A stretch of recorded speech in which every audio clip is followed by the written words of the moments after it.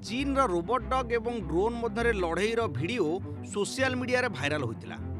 एबे चीन सेनार पीपुल्स लिबरेशन आर्मी प्रतिरक्षा अभ्यास यूएवी एवं रोबोटिक डॉग प्रदर्शन करा जायतिला।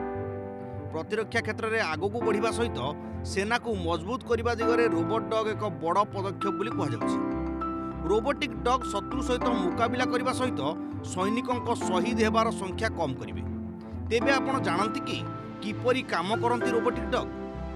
चाइना पाखरे रही केते प्रकार रोबोटिक डॉग? गत वर्ष चीन एवं कंबोडिया मध्य मिलित सामरिक अभ्यासर एक वीडियो भाइराल होता। वीडियो रे रोबोट डॉग रो शक्ति प्रदर्शित होता। रोबोट डॉग गुड़ी को सैनिकों विकल्प रे व्यवहार करा सहित युद्ध जनित क्षति मध्य कम हेबो। चीन एवं प्रजुक्ति विद्या साहाय्य तार सेना को मजबूत करुछि। रोबोट डॉग यार एक ज्वलंत उदाहरण। चीन रोबोट डॉग चली पारती, आवश्यक हेले सेमाने दौड़िबा सहित डेई मध्य पारिबे। सेमाने आसल्ट राइफल मध्य चलाई पारिबे। चीन सेना पाखरे दुई प्रकार रोबोट डॉग अछि।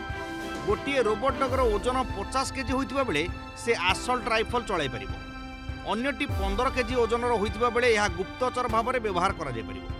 गणमाध्यम रिपोर्ट अनुसार यही रोबोटिक डॉग गुड़ी को चीन एक स्टार्टअप कंपनी यूनिट्री रोबोटिक्स द्वारा विकसित करा जायछि। ब्यूरो रिपोर्ट, ओडिशा संवाद।